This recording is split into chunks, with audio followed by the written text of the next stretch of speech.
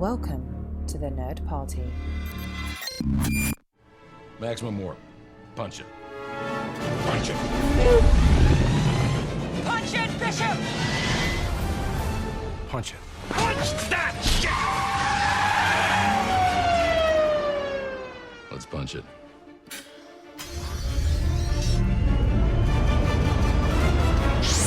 Hello and welcome to Punch It, Writing in Star Trek. I'm your co-host Tristan Riddell, and with me as always is... Charlene Schmidt. Charlene, we are taking a departure from Star Trek today, and this is what we're going to call an away mission. That's right. Before we rebranded to be 24/7 Star Trek on Punch It, we did discuss this, where some people actually wrote in and said, hey, we love it when you talk about Star Trek, but we don't want you to forget all those other things that you talked about. We don't want you to abandon Gilmore Girls or anything like that. And so that we are doing just that. We're not doing just that. We are, once in a while, we're going to have an episode where it's non-Star Trek related, whether it's movies, music, TV, comic books, whatever the hell it is. It's going to be non-Star Trek related, and it's going to be called an away mission. And today, this week's episode is our first away mission, and we are talking Gilmore Girls Season 6. And that's right, folks, we are not abandoning the Gilmore Girls line of episodes. No, how could we? We've gone this far, and we said way back when we did do the rebrand that we would do Gilmore Girls no matter what. Just because, 5 seasons in, there's a couple more left. I'm a completionist. We have to finish, or it would drive me insane. And it would just be really weird to just abandon the show like that, even with a rebranding. And so that was long decided. And so here we are at last, because I actually finished the season right around the time we were rebranding. And we thought, well, that would just be really weird to rebrand the show and then say, oh, guess what, guys, we're going on an away mission. So we wanted to wait a little bit. But now here we are. Here we are. But before we get into that, last week we talked about depression, mental illness, and trauma in the world of Star Trek, something that you don't normally hear when you talk about the show or talk about even science fiction in general. But we did, and we got a lot of listener feedback. Absolutely. Wow.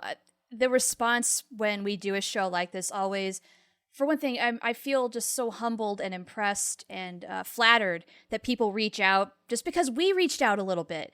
And that is, though, I think one of the big reasons why we do feel compelled to do shows like that, because once you get that conversation started, it makes it a lot easier for other people to reach out and say, hey, I'm going through this too, or I know somebody who is, or my spouse is, or what have you. If we get talking, we all feel a little less alone. And that is a really good thing when it comes to things like anxiety, depression, trauma, because you do feel alone with it. Well, you're not. And so I just want to thank everybody who's reached out, sent in an email, maybe spoke up on Twitter or what have you. I'm still reading through all of the messages that we got just because I've been so busy with my business stuff.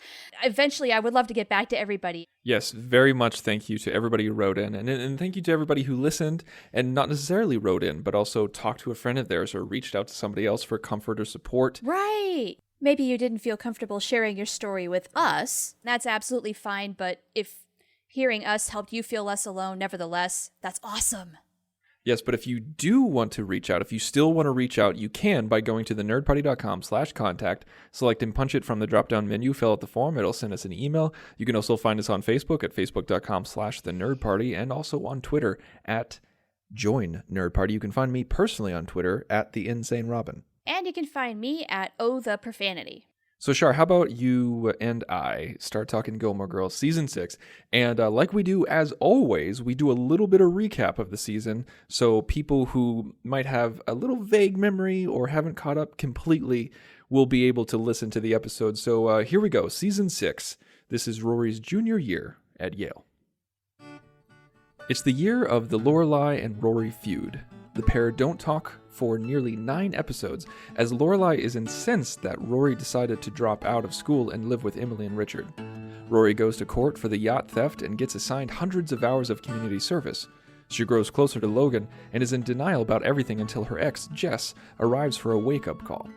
Eventually, she makes up with Lorelai in a glorious reunion and goes back to Yale, where she decides to ignore Mitchum's pronouncements and pursue her career in journalism. She throws herself back into everything and even becomes editor-in-chief of the Yale Daily News, inadvertently ousting Paris from the job. Lorelai and Luke have major problems after they get engaged, and Luke starts dragging his feet about the wedding when it's revealed that he has a 12-year-old secret daughter that his ex-girlfriend never told him about.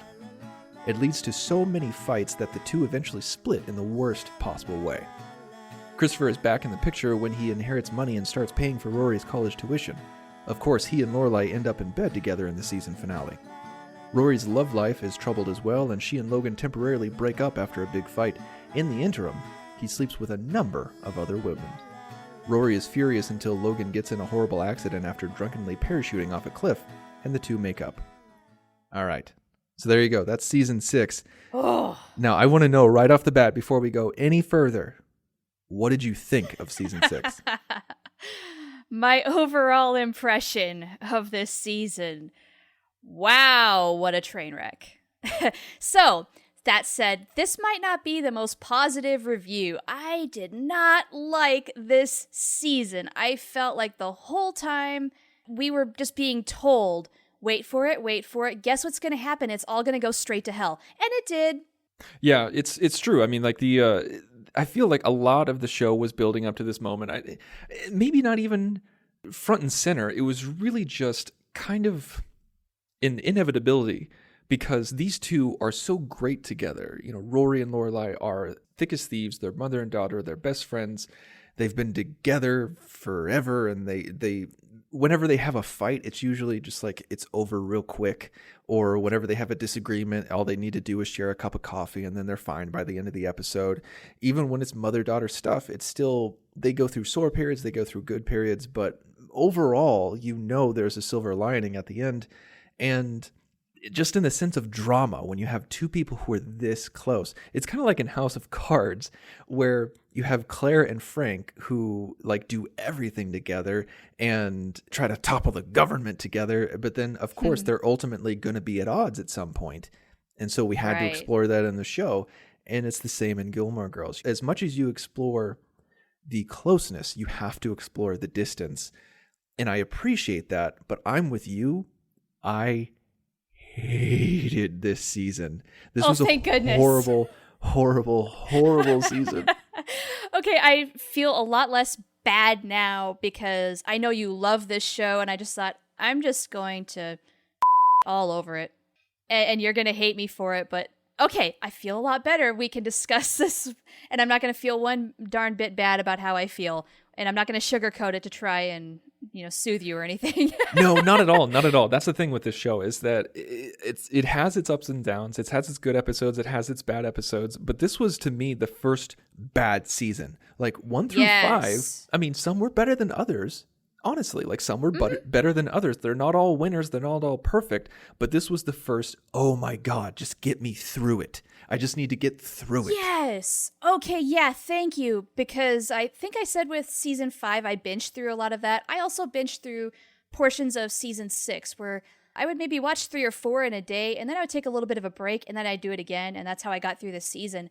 And I just thought, what am I watching? Why am I watching this show? I kind of feel like at this point in the series, it's losing its way a little bit. Like they don't know what to do with some characters. They're creating, I don't know, the way they're creating drama just is not, I don't know, it's on not quite on the same level as what they were doing in, say, maybe seasons 3 and 4. I don't find it as interesting. I'm getting a little tired of some of the old standbys, like Christopher.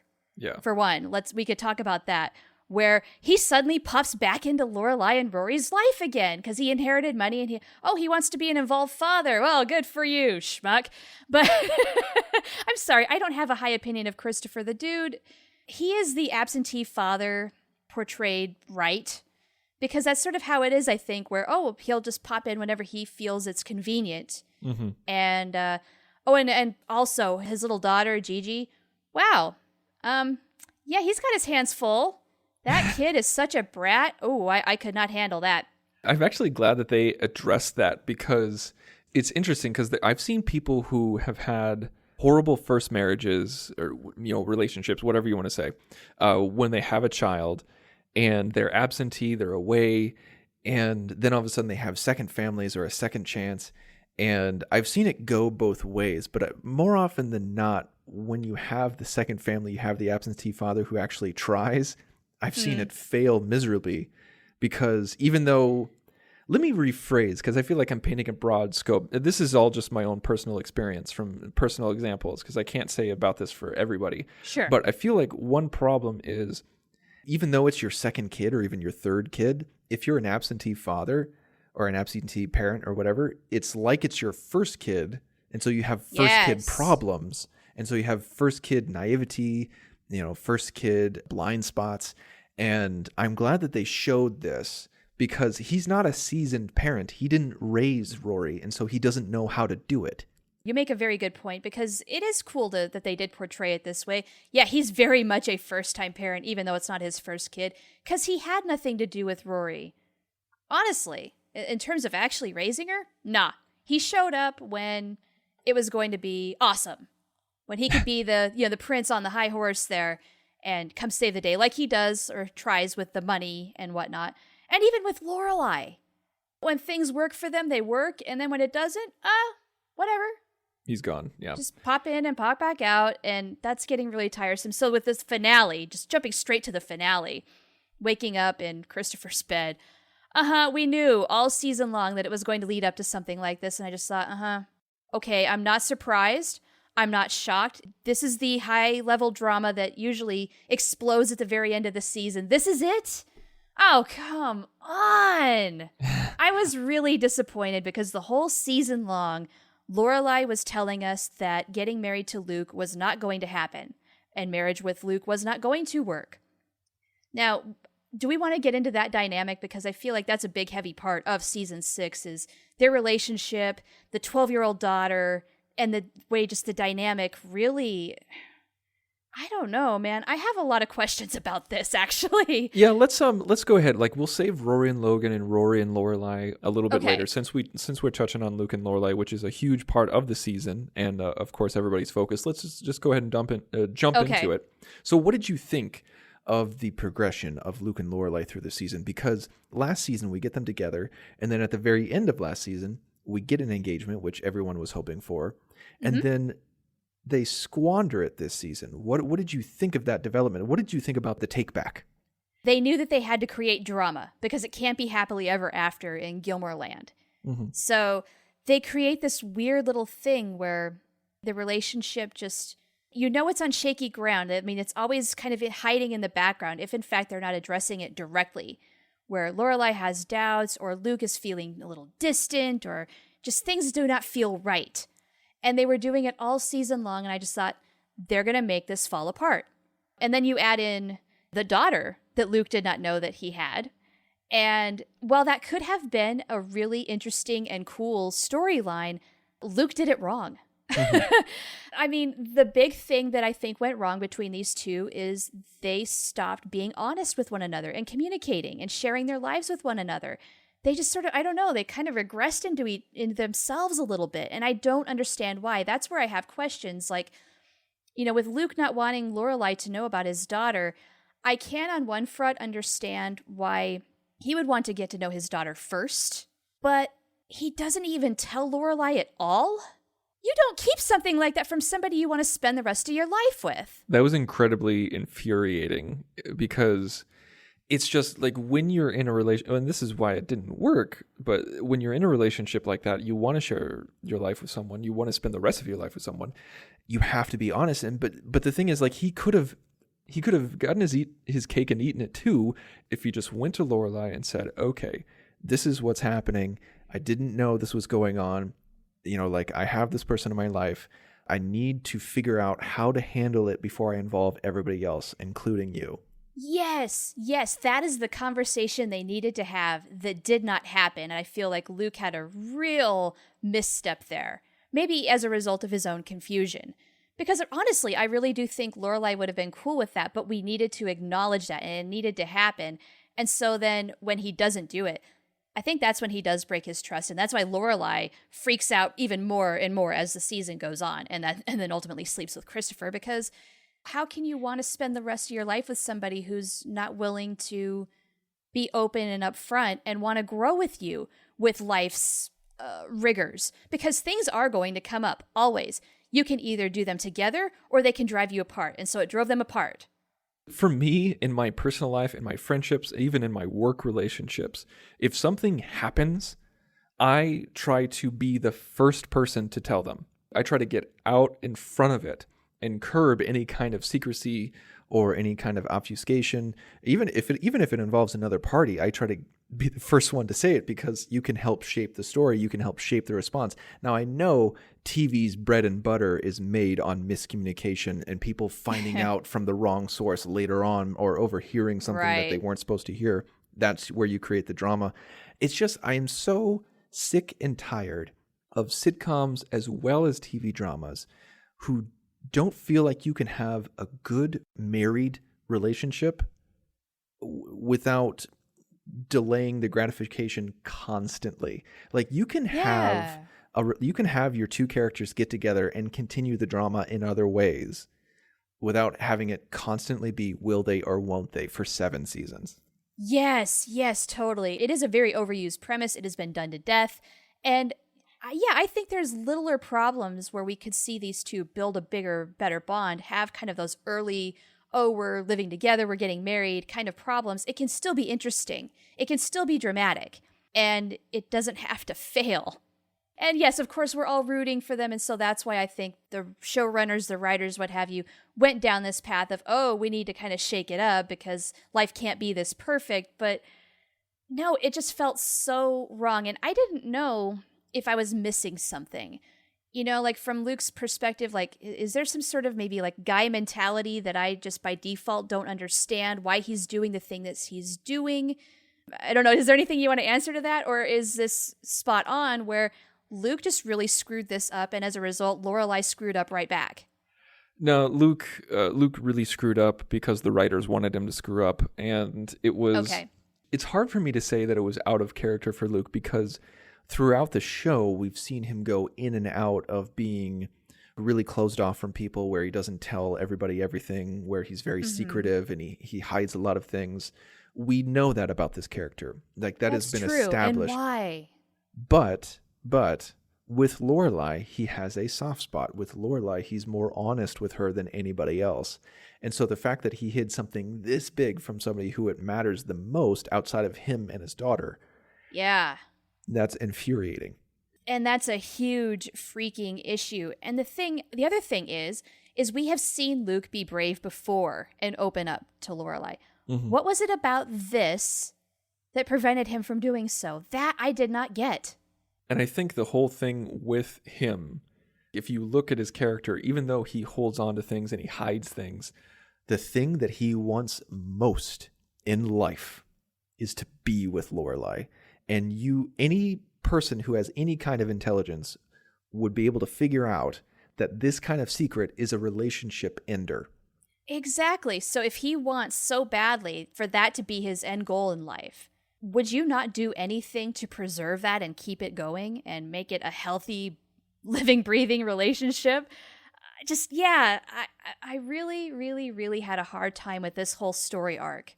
And I wanted to punch the screen when I watched it live and Lorelai wakes up in the bed. Oh, I think I really did scream at the TV. Just, really? I'm pretty sure I did that. The neighbors probably heard it. Sorry, guys. And this was Amy Sherman-Palladino's last season. Oh, okay. Now, behind the scenes, you know this show a lot better than I do. Is there a particular reason why? What's going on behind the scenes? Well, I think we've talked about this before, but this was after this season aired, during the off season, Amy Sherman-Palladino and her husband went to Warner Brothers and said, we want a writing staff. Oh, yeah, we did talk about this. Yeah, if you don't give us a writing staff, then we're going to walk. And Warner Brothers called their bluff and they're like, okay, we're walking. And so they left the show because they wouldn't hire them a writing staff. But because they left the show, Warner Brothers had to get a writing staff anyway. Pa-pum ching. So nobody won. No. And it was season 7 is very interesting because of this.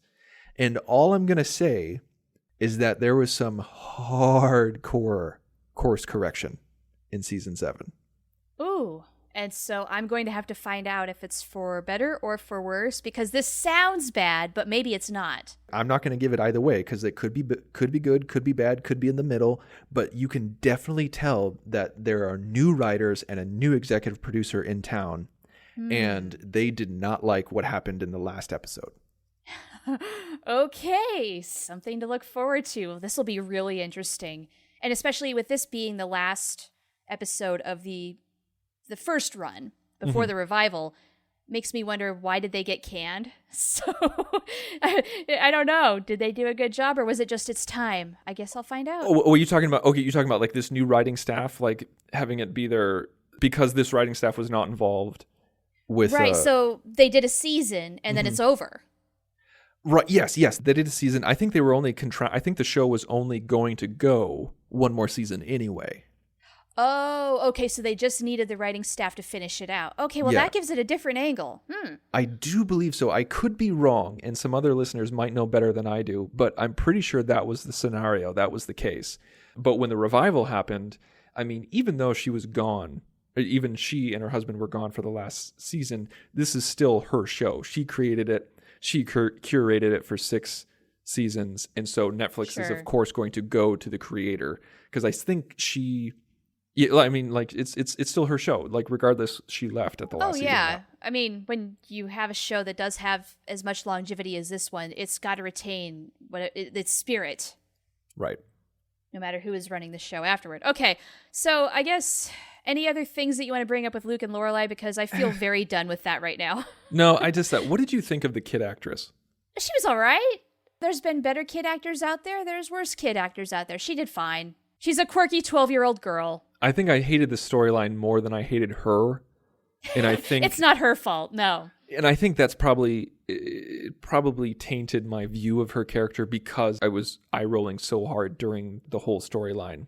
No, you can't pin it on her. I mean, she just comes out of nowhere. It's not her fault that she's there.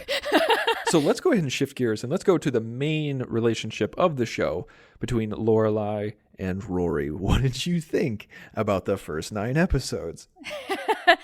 Well, I guess distance does make the heart grow fonder. I mean, in a way, I kind of think that the separation might have been a little good for them because they are so codependent on one another. We've talked about this before, where they take on the world together, nothing's stopping them. And so what is it like for them not to be together? We get to see that. Now, the bitterness and the anger and the resentment and whatnot, this went on longer than I thought it would, to be honest. But then when you tie it in with the elder Gilmores, where you have Emily trying to turn her granddaughter into her, basically. Right. That makes things a lot more complicated. And she's living with her, or Rory is living with her grandparents at this time and all that. That also complicates it. So I guess that sort of prolongs the whole scenario just because there's so much drama there. I knew that Rory would go back to Yale, but it did take a lot longer for her to get there. And the whole thing where she's sort of like running, Daughters of the American Revolution parties and whatnot, I knew, okay, you're trying to find your way. I get that, and I totally respect that. And this is so very wrong for you. You're not this kind of socialite, even though you're very good at it. It was so utterly weird. I mean, I think the only reason why she was good at it is because she's a competent person. And so she's smart, she's resourceful. And so, yes, of course she's good at it because of those things that I just stated. But it was just, for me, it was torture. It's just absolute torture trying to get through those first 9 episodes, because the reason why I watched the show is the two of them together. And it's true. And you know what? I think they needed a little more interaction, even with the separation. You know what I mean? Some missed phone calls, some messages, a little more talk even. Just Lorelai and Suki talking a little more about Rory, and it just wasn't there. Now, I will say, like with Rory's story, I love the fact that money did not save her for her crime. She had to do community service. No amount of money was going to persuade that judge. And so go that judge. That judge is bomb. I loved it. I loved throwing that down where it doesn't matter who Richard Gilmore is and how much money he has and how prominent he is to the community. She did the crime. She's got to do the time. And that is that. Nothing is changing that fact. Yes, yes, yes, yes, yes, yes. Thank goodness. I was so enthralled and happy with that court scene watching that happen because the Gilmores, the elder Gilmores, expect money to fix everything. You know, they think they're going to be able to bail her out, and it doesn't work. Yeah, I really appreciated that too. And then we've talked about the influence of money a lot when we've been reviewing these seasons, because many times it's treated as a Deus Ex Machina. It's treated as a plot device where it can fix everything and change anything and move anybody. And they very much tried to do that this season, and they succeeded many times in the season, specifically when Christopher came out of nowhere and said like, oh yeah, I'm rich now, like super rich, so I can fix whatever problem or move along the plot in any way you want me to. Yeah, I'll pay for your college, blah, blah, blah, blah. I'm important. No. And so that's definitely one problem that I've seen over the course of the entire show. But I was, like you, I was very happy when it didn't succeed, where I was just like, yeah, you screwed up royally, and you're going to have to pay for it. Totally, totally. And it is because of Logan. Shall we talk about this beast? Oh, God. I know. I still do not like Logan, and in fact, I think I like him somehow even less than I did last season. This dude, if he is not in fact emotionally abusive, he is very borderline emotional abusive toward Rory, and I do not like it at all. I don't know if I would call him emotionally abusive. I think he's just an asshole. Like, Well, I mean, he's got certain tactics going on, though. Like, you know, when he sleeps with so many other girls when they're quote unquote broken up, and he's like, well, I didn't really mean that. You know, I was just playing around. Don't worry. I'm really attached to you. No, he is playing with her emotions, and he knows it. Okay. All right. So I think he's a huge nozzle. I like just 100%. I don't like him. I have known people like him over my entire course of my life, and I've despised every single one of them. And I am not defending him in the least. But one thing that I've noticed a lot on TV and movies and everything like that, and also which is a huge funny sticking point in the show Friends with Ross and Rachel, is the whole we were on a break. You know, like the whole we were on a break. And so with this, I'm just kind of like, yeah, was it a D-bag thing to do? Yeah. Was it horrible? Yes. Was it disgusting? Yes. Can you hold it against him logistically? I don't know. Maybe that's just the horrible Neanderthal male inside me coming out. But I'm just kind of like, if you broke up, you broke up. And that's just how it is. And yeah, I was hoping that was the nail in the coffin, though, for Rory to go like, fine, screw you, I'm gone. That is what I was hoping for. Because I think from a female perspective, if a guy runs off and does that right after you break up with him, you really didn't mean that much to him. It means he wanted to do that all along. Yeah. And so you know what? Then screw you. Go off and do your thing. But I want no part in it. And I'm getting the heck away from you as fast as I can. That's not the kind of relationship I would want. And it doesn't strike me that that's the kind of relationship Rory wants, but she sticks with this idiot. Well, okay, he's not an idiot, but he is definitely... No, he's dumb. He's an idiot. He's a horrible person. Well, and you know what? We did get to see a little bit about why he is the way he is. I mean, he has this father who is really not giving him a whole lot of choice in life. And so Logan is controlling what he can control. Yeah. And he will do that at any expense, including other people's expense. And not to kind of go into that stereotype again, but that seems like a very rich kid thing to do. Oh, very much so. I'm taking care of number one. And in a way, I think that was trying to get us to sympathize with him a little more. But no, he is just that much of a jerk. I really despise this guy. I would get away from him as far and as fast as I can. All of these things. She's had so many warning signs, or just so many red flags throughout the last season and this season, where it's just like, warning, warning, warning, run away, run away. This guy's not good for you. Yes, he's attractive. Yes, he has money, but he is horrible for you.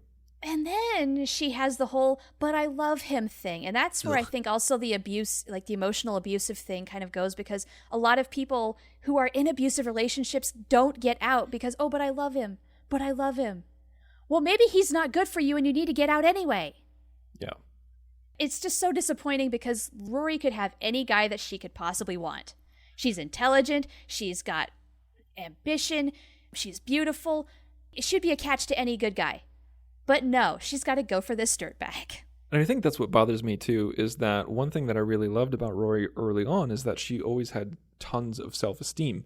Now, she had doubt, she had inability to achieve certain things, she was awkward in certain social circumstances and situations and things like that. She was in that area, she was a teenager, and so you could relate to her. She wasn't perfect, but she still had self-esteem. She realized when like somebody wasn't good for her or bringing her down or was hurting her academic goals or hurting her other goals or trying to get in the way of her and her boyfriend or something like that, or her and her mother or her and her grandmother. Like Lorelai spent years and years and years trying to develop this girl's self-esteem because she had very little herself growing up.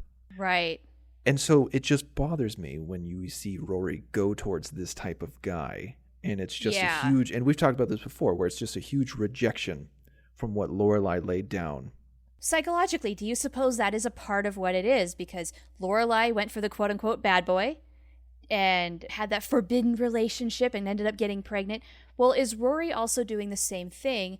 Because, I mean, she dated Jess, who was also quote-unquote that bad boy, but it was a different relationship. I mean, has she kind of emotionally broken down a little bit where she doesn't have this level of self-esteem anymore? Is that possibly what's going on? Where in the midst of finding out who she's going to be as a functioning adult, she's going through this where she's breaking down the foundation that was built with her and then rebuilding it. Are we going to see that? Well, I mean, I can't speak to that and ruin anything in season 7, but as long as the series has been on, there's been a mirror of Lorelai's relationships with men and Rory's relationships with men. You see Rory make the same mistakes that she did, and it's kind of like a sins of the father, or in this case, sins of the mother type thing going on. And it's in some cases it's inevitable. In other cases, you should learn from people's mistakes. And it's just Logan is just one big mistake, and I'm so tired of him, and I wish we could move on. Yes, I want him to go away. And speaking of Jess, we did actually get to see him in this season, and he's actually managed to do something with his life. Surprise! I was very surprised, and I was very elated to see him that way because Me too. I was not Team Jess at all when he was actually dating Rory when he was younger. But when I saw him here, I was filled with joy, saying like, "Good for him, good for you." And also, I loved it because he said, "I deserve more than this. I deserve better." Yeah, speaking of self-esteem, look who has a backbone. Now that he's kind of found a path in life, he is thriving like crazy, and he speaks some real serious, straight-up truth to Rory. Gives her a serious check. And that used to be, she would do that to him. Like, hey, dude, what is going on with you? Why are you like this? He's doing the same to her. She doesn't like it one bit, and I thought that was... I kind of liked that poetic justice a little bit. I liked the role reversal. I like how the tables had turned because, like it's true. Like Rory's down. She doesn't know what's going on. She's in a horrible spot in her life, and Jess has stuff figured out. He's got it together. And he's so going somewhere at least, yeah. Because they care about each other, that's, Rory told him off and told him that, he was better than this, and he is returning the favor right now. And it's a good place to show, it's a good place to be, and it's agreeable symmetry from a character's perspective and from a writing's perspective. And honestly, like for Rory, I think that's the kind of friend that she needs right now, who will really keep her in check. Because as close of friends as she and Lane are, Lane is always going to support Rory. Yeah. No matter what happens. She'll listen, she'll talk things through, but no matter what Rory decides, she'll always be her friend. Jess is the guy who's going to say, "You effed up." Right.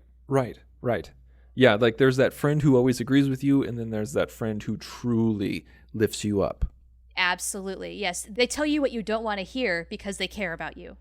So what else, as we're rounding third here, what else do you want to talk about this season? Was there anything you liked, or was it all just blah?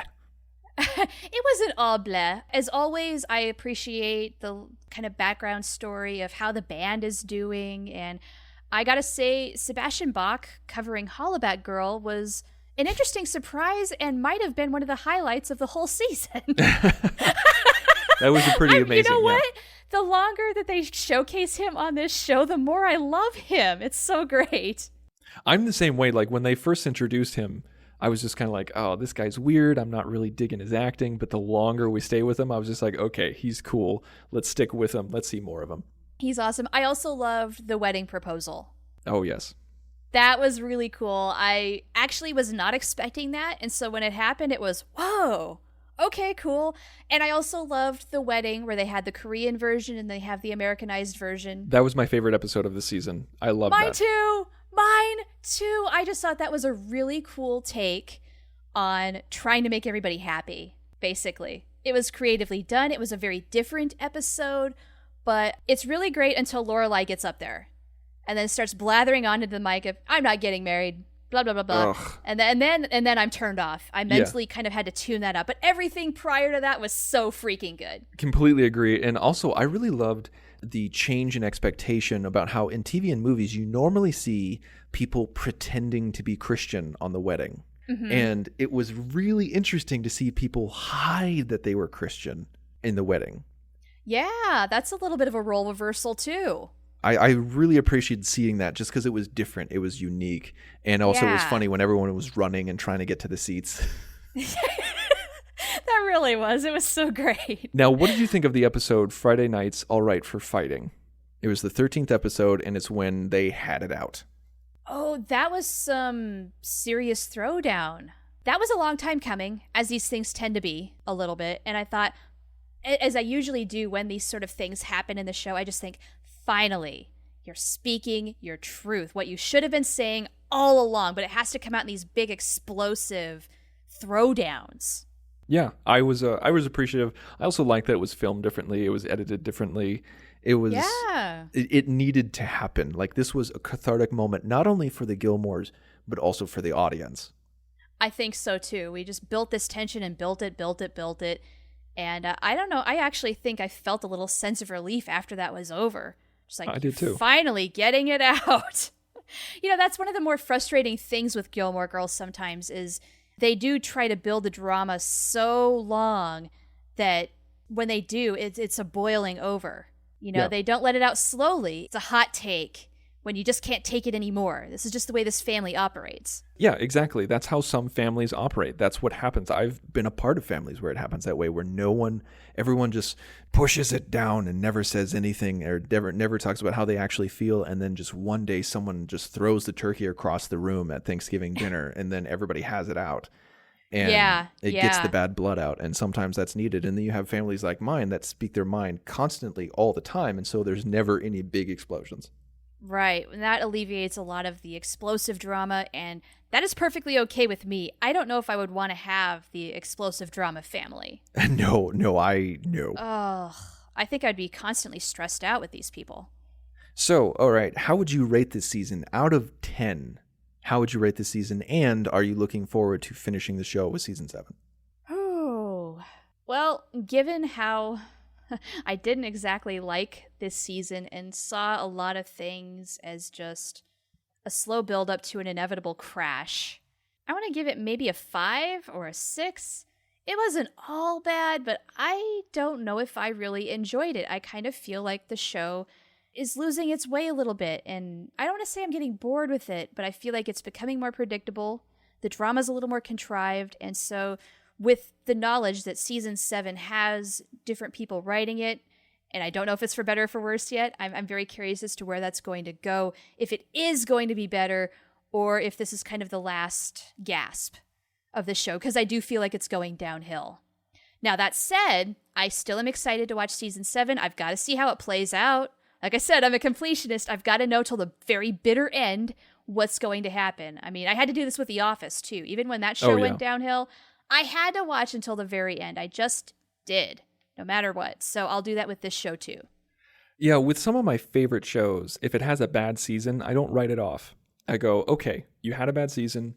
Hopefully that means that you'll be able to course correct next season. You'll learn from your mistakes. Yeah. And so when this was airing, and I found out that they were getting a new writing staff, I was like, okay, let's give these guys a chance.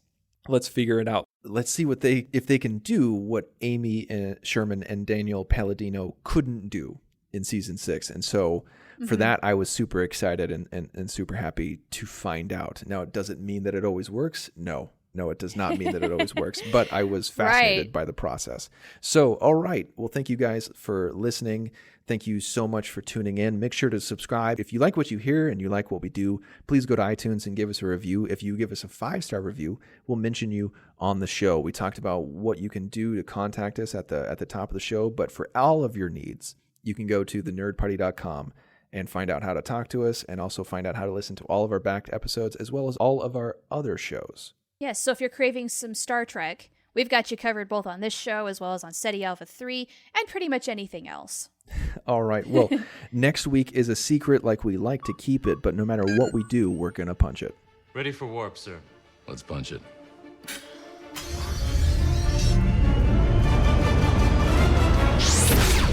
Join the revolution. Join the Nerd Party.